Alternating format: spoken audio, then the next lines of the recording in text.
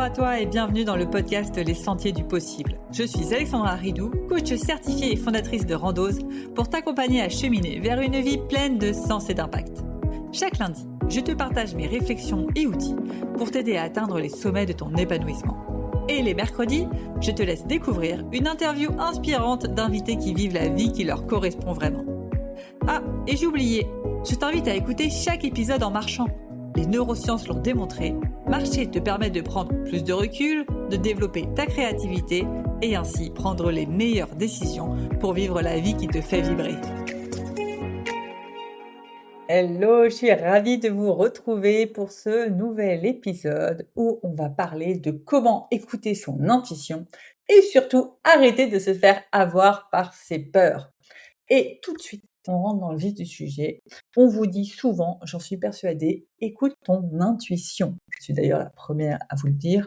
Écoutez ce que dit votre cœur, écoutez ce qui est pleinement aligné avec vous-même. Mais peu de gens vous expliquent en général comment faire pour écouter son intuition. C'est quoi le secret? Et résultat, on confond assez souvent intuition, peur, désir, conditionnement. Tout ça vient un peu se mélanger et par moments, ce que nous dit notre intuition, c'est assez le flou. On doute, on n'en sait pas plus. Donc, l'objectif de cet épisode, c'est justement de mettre de la clarté pour faire la différence entre le mental qui panique et l'intuition qui sait. Car l'intuition, contrairement à la peur, elle ne crie pas, elle chuchote. C'est pour ça qu'elle est si difficile par moments à écouter, à trouver. C'est tout simplement parce qu'elle fait moins de bruit que la peur. Pour commencer, déjà, c'est quoi l'intuition? De quoi est-ce qu'on parle? L'intuition, c'est pas un don réservé à quelques élus, c'est pas un truc de perché. Non, l'intuition, c'est vraiment une capacité naturelle qui est présente chez tout le monde et qui consiste à tout simplement percevoir une information très rapide qui va être plutôt globale, pas forcément verbale, puisque votre intuition, elle va pas sortir de votre bouche du premier coup, et elle va souvent passer par contre par le corps. Et pour ça, il faut bien comprendre d'où vient l'intuition, quelle est la différence avec le mental, avec les peurs. Le mental, vous le connaissez, c'est celui qui parle le plus fort dans votre tête. Il va argumenter, il va justifier, il va vous rassurer, il va pas vous saboter et il va en fait prendre sa décision, le mental, par rapport à 2 paramètres. Par rapport à la peur, qui en général crie très fort. La peur, elle a des besoins urgents, elle veut éviter des choses. Bien, elle va vous mettre dans des mécanismes un peu répétitifs et le mental, donc il y a d'un côté la peur et de l'autre côté, il y a quoi? Il y a l'intuition, qui elle est plus douce, elle est plus calme, elle est brève, elle vient mettre de temps en temps des petits points en évidence. De temps en temps, elle vient trop tard.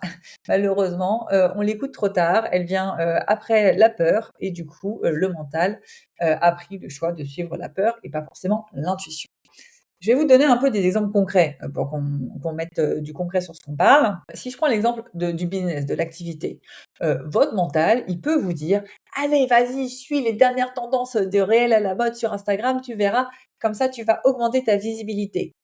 Pourquoi ton mental, il te dit ça? Parce qu'il l'a rationalisé derrière une peur qui est: «J'ai peur de pas avoir assez de clients, j'ai peur de pas être assez visible» et du coup, la peur, elle va prendre le dessus et pour éviter que cette peur se produise, on va faire quoi? On va copier-coller ce qui marche chez les autres. L'intuition pourtant, en général, elle est là. On sent que, ouais, cette tendance où je danse comme ça sur un réel, c'est pas trop moi. Mais, on l'a pas forcément écoutée parce que la peur a crié plus fort. Un deuxième exemple, par exemple, dans les décisions de vie. Peut-être qu'aujourd'hui, vous avez un job sur le papier top, le CDI, peut-être un poste de management, un peu tout vous avez pas coupé Thomas. Vous avez un peu coché toutes les cases de la réussite et pourtant, il y a un truc qui bloque. Il y a l'intuition qui chuchote: «Ouais, tu es pas à ta place, hein.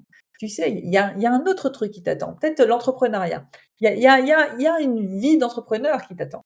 Mais c'est le mental qui va rationaliser, qui va argumenter et qui finalement va peut-être écouter plus la peur, qui va être là: «Non mais attends, la sécurité avant tout, que vont dire les autres en plus?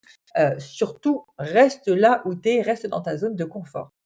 Vous voyez bien que le mental, il va écouter un petit peu l'intuition de temps en temps, majoritairement la peur, et ça va être un peu comme ça. Ce qui fait que le mental, il entend plus beaucoup l'intuition, il y a plusieurs facteurs. Le 1er facteur, globalement, on est dans un monde où on est surstimulé au quotidien.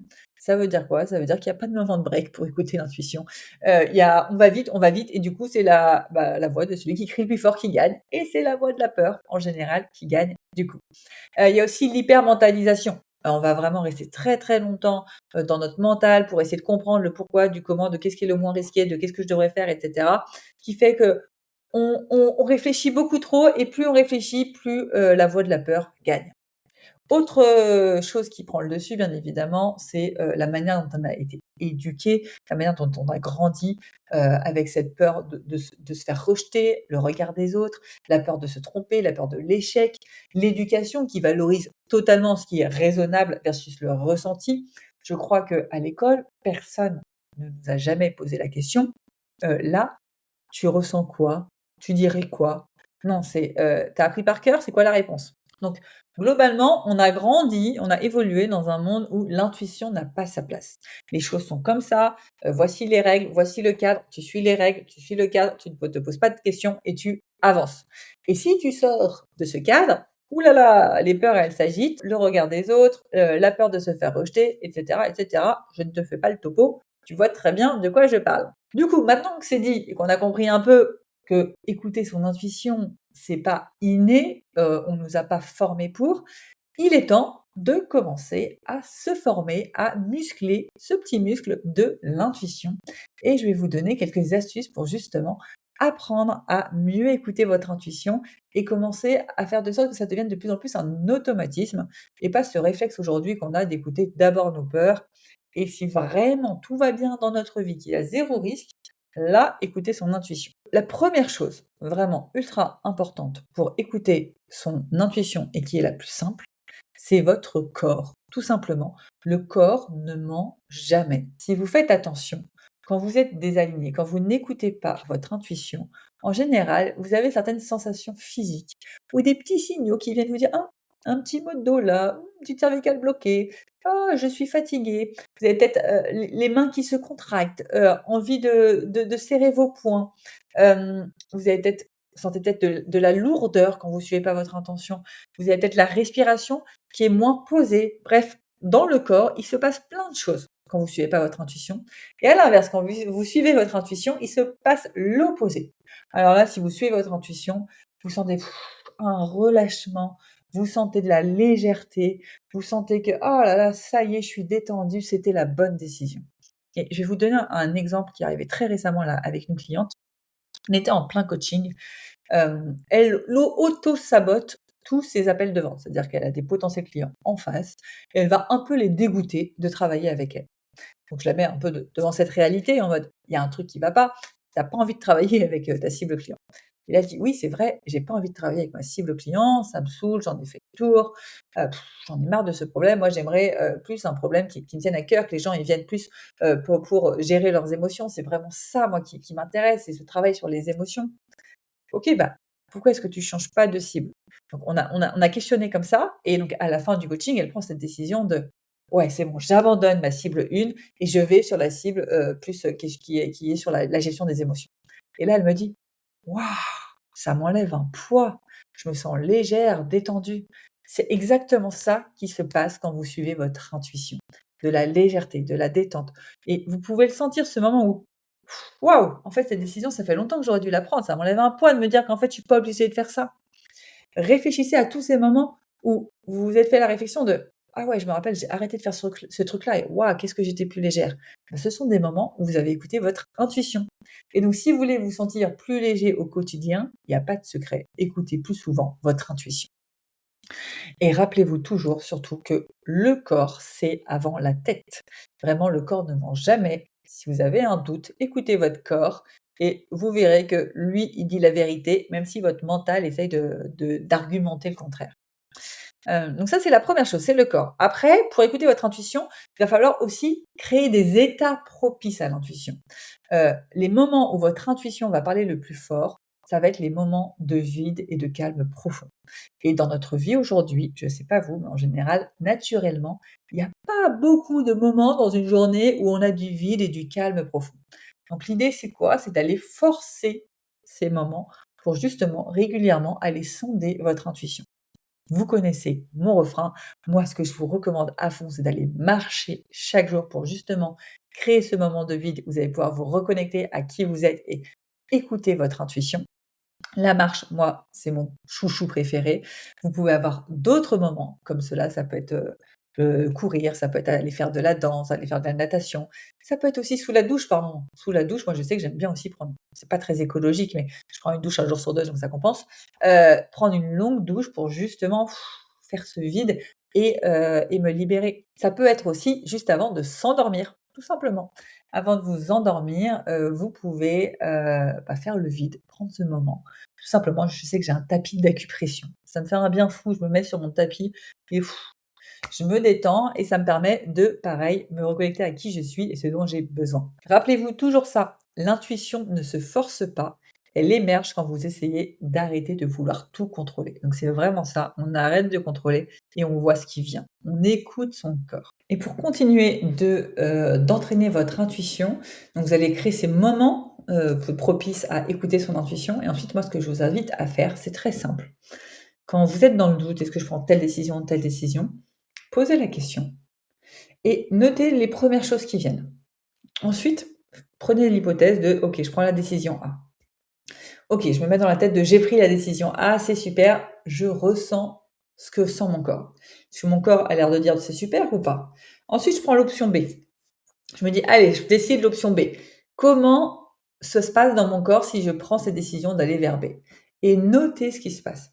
Et vous allez voir que normalement, entre l'option A et l'option B, il y a un moment donné où il y en a une où le corps, il devrait, les épaules devraient plus se relâcher, la tension devrait diminuer. Bref, vous savez que c'est la bonne décision, c'est ce que vous dit votre intuition. Et du coup, testez ensuite l'option qui est la bonne et allez-y par petits pas, testez à petite échelle pour simplement, vous assurer que vous allez toujours dans la bonne direction. Et rappelez-vous toujours, l'intuition, ça se muscle par l'expérience. Donc faites ces petits exercices le plus souvent possible. Ça peut être simplement, je sais pas, vous êtes au supermarché, au lieu de prendre tout le temps comme d'habitude, dites-vous, ok, si je prends du jambon, comment je me sens dans mon corps? Si je prends, j'en sais rien moi, du poisson, comment je me sens dans mon corps? Et voyez, qu'est-ce qui se passe? Qu'est-ce que votre corps a envie le plus? Bon, bien évidemment, il faut quand même prendre des légumes si vous n'aimez pas les légumes pour une histoire de santé, mais vous allez quand même pouvoir, dans des petites décisions du quotidien, voir, ok, si je m'écoute, qu'est-ce qui me fait le plus de bien? Je ne sais pas, vous vous maquillez peut-être tous les jours. Ok, aujourd'hui, si je décide de ne pas me maquiller, comment ça se passe dans mon corps? Si je décide de me maquiller, comment ça se passe dans mon corps? Tiens, en fait, mon intuition, elle me dit de ne pas me maquiller. Après, vous pouvez ou non l'écouter, prendre la décision de suivre votre intuition, mais au moins, vous avez appris à écouter votre intuition et appris à reconnaître les signaux dans votre corps qui sont propres à chacun pour dire « Ah oui, là, mon intuition, elle me dit d'y aller ». Et les signaux, je vous dis, ça peut… Moi, c'est vraiment sur les épaules où je le ressens le plus. Il y en a, ça va être au niveau du ventre. Il y en a, ça va être dans la gorge, dans la mâchoire qui se serre ou qui se détend. Essayez de repérer vraiment, vous, dans votre corps, votre intuition, elle a tendance à se traduire le plus dans quelle partie de votre corps. Voilà pour cet épisode. Globalement, vous l'avez compris, écouter votre intuition, c'est surtout apprendre à vous écouter vous, à faire moins de bruit, plus de présence, plus de confiance. Et rappelez-vous aussi que très souvent, votre intuition ne vous dira pas forcément ce qui est confortable. En général, votre intuition vous dira plutôt ce qui est inconfortable, mais faites-lui confiance. En général, elle vous dira toujours ce qui est juste. Voilà, j'espère que cet épisode vous a plu sur l'intuition. Je reste à disposition si besoin et restez bien jusqu'au bout pour votre question de coaching à méditer en marchant et en musique. Et je vous dis à très vite. Avant de te plonger dans la question de coaching du jour, pense à rejoindre la plateforme d'exercice en ligne du podcast pour y retrouver les notes d'épisode, les questions de coaching et l'action à réaliser pour cheminer pas à pas vers une vie pleine de sens et d'impact. Le lien est en description de l'épisode. Et bien évidemment, si tu as aimé cet épisode et le concept du podcast, tu peux me le faire savoir en me laissant une belle note ou un joli commentaire sur la plateforme de ton choix. Tu peux aussi partager le podcast à une personne qui peut en avoir besoin. Et c'est parti pour tes 2 minutes de coaching et on se retrouve très vite dans le prochain épisode. Bye bye! Et c'est parti pour ta question de coaching à méditer en marchant et en musique. Et aujourd'hui, je te pose cette question, ou bien je te fais plutôt cette réflexion. Écoute la musique, fais le vide et vois ce qui vient. Vois ce que ton corps a envie de te souffler comme message là, en marchant.